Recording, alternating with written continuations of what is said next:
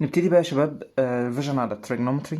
في سؤال هنا ABC is a right angle triangle at mean B. يلا نرسم ادي right angle triangle عند B وحطيت ال A وال C في أي مكان. AB ب 5 أهو، BC 5 root 3 أهي. كده نعرف نجيب التالت بايثاغورس صح؟ هو كمان عايز AC فيبقى ال AC على طول لو هو عايز root ده hypotenuse يبقى plus 5 root 3 power 2 plus 5 power 2 تطلع الإجابة كام؟ 10. خلاص احنا عرفنا إن ده ب 10.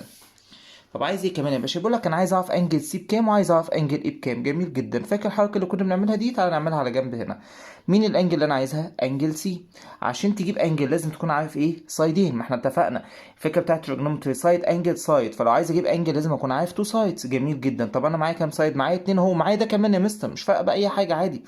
طيب لو احنا هنتكلم عن السايدين اللي تعرفهم، انا مستر حابب استخدم اي بي وحابب استخدم بي سي، مفيش مشكله according to angle سي. مش ده الاوبوزيت اهو؟ امال ده مين؟ ده الادجيسنت. opposite و adjacent ده ساين ولا كوساين ولا تان؟ طبعا تان. فاقوم كاتبين تان سي equal opposite اللي هو اي بي over الادجيسنت اللي هو بي سي. تعالى نعمل substitute. السي مش عارفها بس الاي بي انا عارفها ب 5 over 5 root 3. طب انا عايز انجل سي، يبقى اودي التان بشيفت تان، يبقى measurement of angle سي هتبقى equal tan inverse 5 over 5 root 3 هتطلع بكام؟ 30. طب لما تبقى دي ب 30 ودي ب 90 يبقى دي بكام؟ 60. يبقى ده 30 ودي 60 وخلصت المسألة. طيب سؤال تاني. هنا بيقول لي الكلام ده بكام؟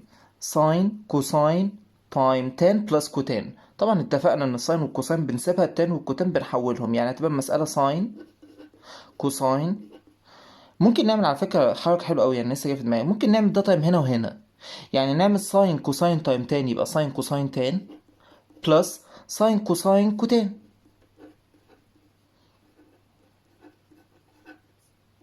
تمام ماشي.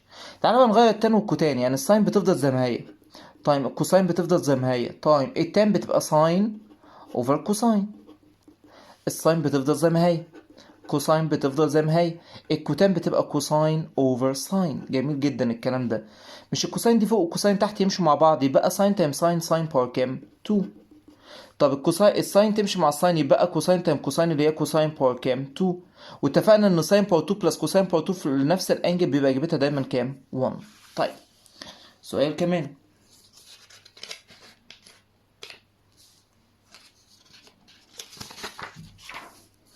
بيقول لي 5 كوساين تايم 3 سك ايكوال كام؟ طب ما تيجي نمشيها واحده واحده. هي 5 تايم 3 بكام؟ مش 15؟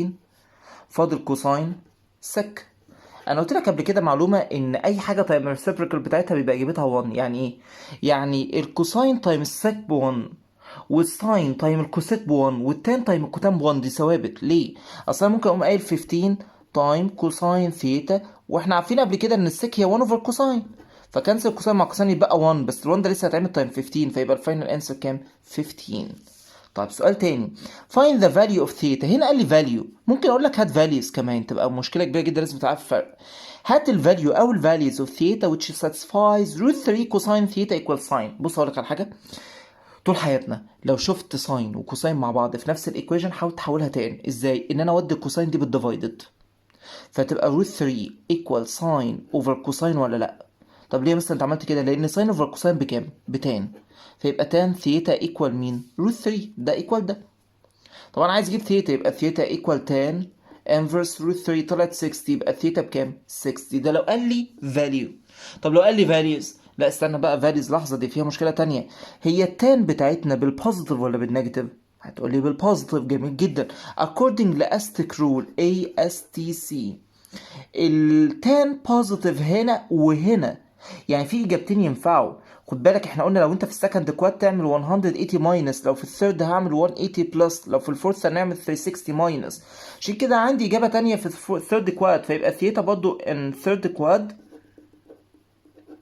هيبقى 180 بلس 60 هتطلع لي 240. شوف بقى اللي هتبقى موجوده منهم في اللي تشوز عندك.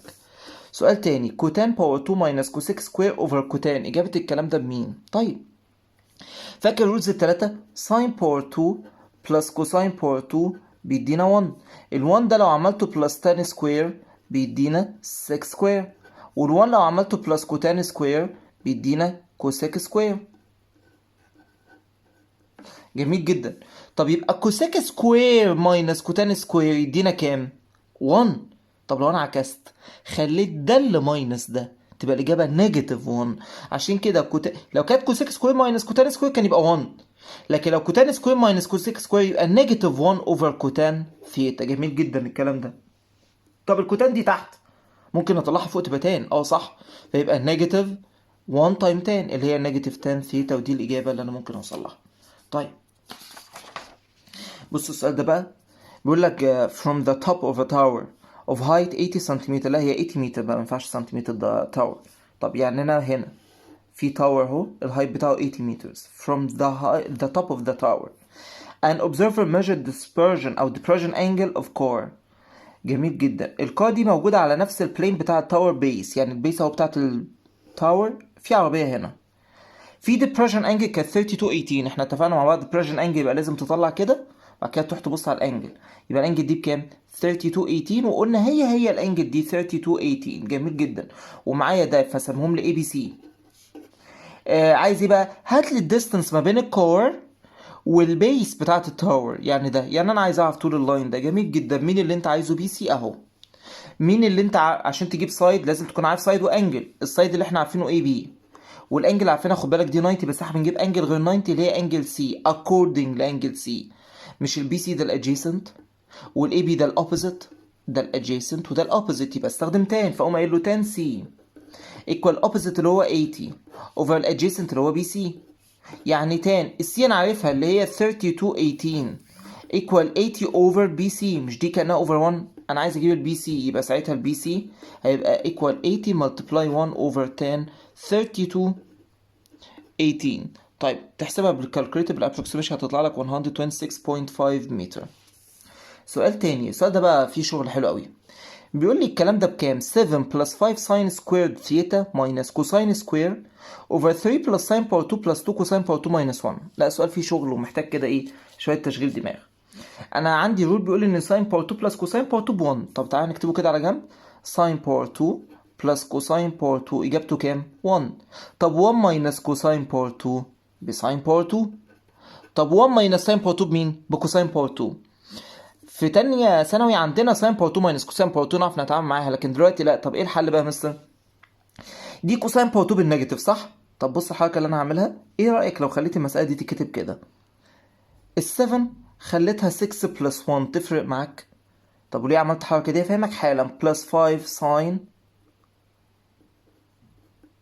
باور 2 ثيتا، كل ده ماينس كوساين باور 2 ثيتا. طب ليه يا مستر؟ عشان 1 ماينس كوساين باور 2 تبقى ساين باور 2 ينفع احسبها مع دي. طب جميل. طب تحت مش هنا في 3 ساين باور 2 بلس 2 كوساين باور 2 ماينس 1؟ طب بص الحركه اللي انا هعملها دي، مش 3 ساين باور 2 دي انا ممكن اخليها ساين باور 2 بلس 2 ساين باور 2 بلس 2 كوساين باور 2 ماينس 1. ليه يا مستر؟ عشان احسب ساين 2 ساين باور 2 مع 2 ساين كوساين باور 2 تانية. فتعالى نحسبها كده مع بعض. فوق 6 اهي بلس 5 ساين باور 2. 1 ماينس كوساين باور 2 بكام؟ بساين باور 2.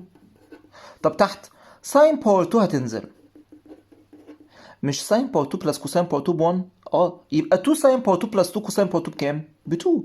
كل ده ماينس مين؟ 1. جميل جدا. تعال نحسب لايك تيرمز. فوق 6 هتنزل 5 ساين باور 2 بلس ساين باور 2 مش يبقى 6 ساين باور 2؟ طب تحت 2 ماينس 1 ب 1 يعني يبقى ساين باور 2 بلس 1. جميل جدا.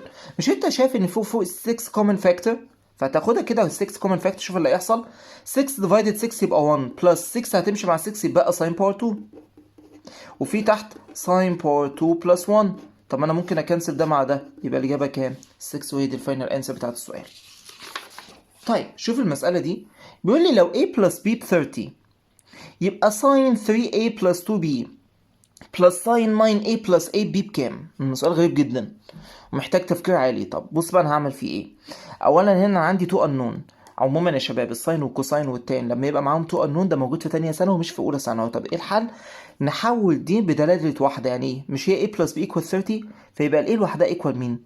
30 ماينس b. يعني انا اقدر اشيل a من كل مساله واحط مكانها مين؟ 30 ماينس b. صح ولا لا؟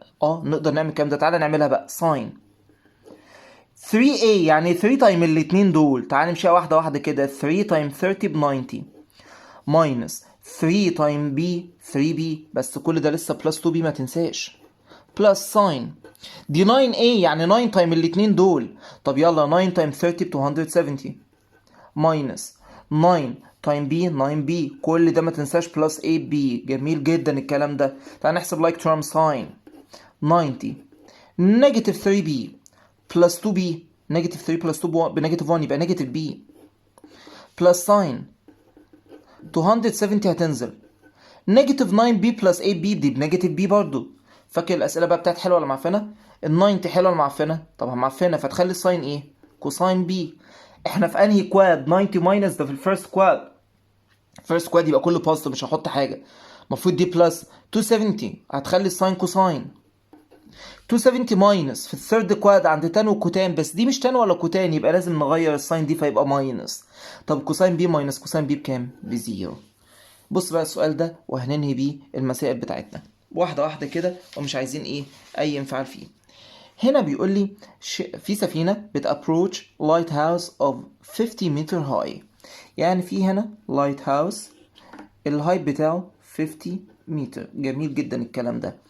at certain moment the measure of the angle of elevation of the top، يعني في سفينة هنا كده بصت على التوب بتاع التاور لقيته 0.11 راد.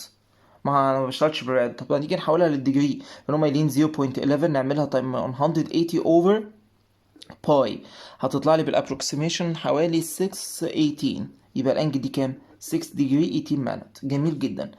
and after 15 minutes بعد 15 دقيقة الانجل اوف elevation، يعني السفينة دي كانت ماشية، طب الانجل دي هي هتوصل، يعني هي ماشية في الدايركشن ده بعد 15 minutes الانجل اوف elevation بتاعت التوب برضه بتاعت التاور بقت الرقم ده، يعني هو وصل هنا مثلا بعد شوية، الانجل دي بقت كام؟ 0.22 راد. طب ما انا ممكن اعملها برضه 0.22 تايم 180 اوفر باي، بالابروكسيميشن هتطلع لي 12 بوينت، يبقى 12 مثلا 36.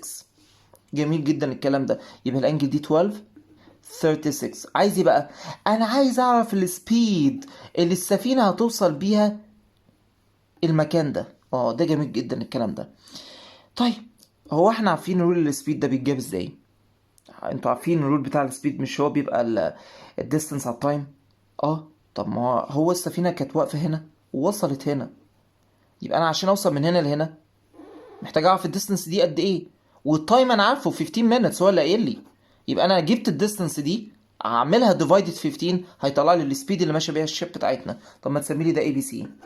طبعا انا قلت سؤال زي ده قبل كده، ان احنا عشان نعرف دي الرايت انجل تراينجل اللي عندنا هو اي بي سي وهو اي بي دي، فمره هنتكلم على التراينجل ده هنجيب منه مين؟ بي سي، ومره هنتكلم على التراينجل الكبير هنجيب منه بي دي كلها، وفي الاخر اعمل لهم ماينس هيطلع لي بارت ده.